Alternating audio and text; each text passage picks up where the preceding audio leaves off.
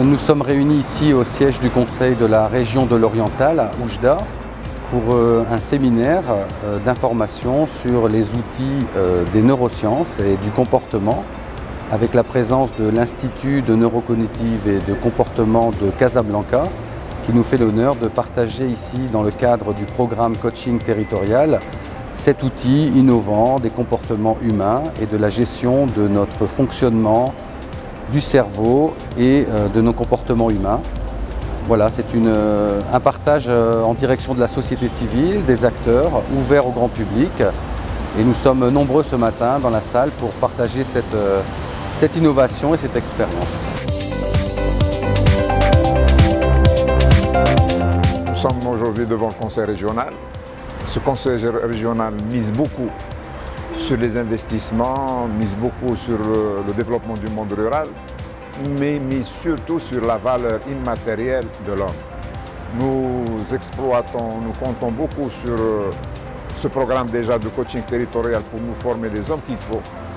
Sa Majesté insiste beaucoup sur le capital immatériel et nous en sommes conscients. Nous voulons bien que tout ce qui est formé ici soit des gens de qualité, riches intérieurement, qui puissent tirer cette région vers le haut. C'est ce dont on a besoin ici et j'espère qu'avec ce programme et avec d'autres programmes et d'autres formations, nous arriverons à former des hommes et des femmes capables de tirer cette région vers le haut.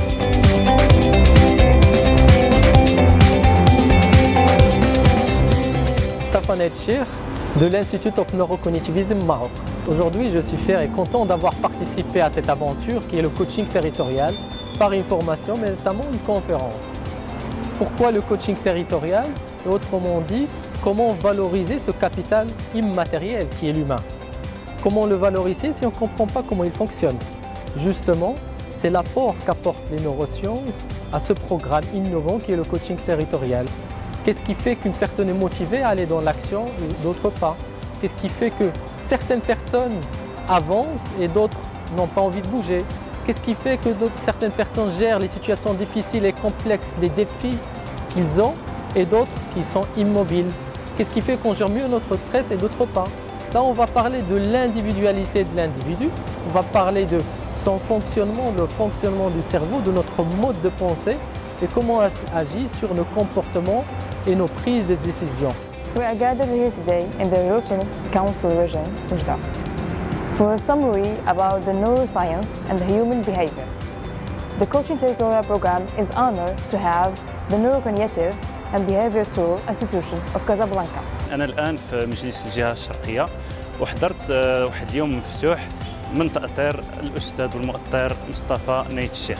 هذا اليوم اللي طرق فيه المؤطر علم الأعصاب والعلم الإدراكي وعلاقته بالتدريب الترابي وبصفة عامة علاقته بأخذ القرار والفعل الواعي ديالنا. طرق المؤطر مجموعة من الأمور من بينها المناطق المختلفة اللي في الدماغ وكذلك الفرق ما بين الفعل الغريزي ثم الفعل المكيف.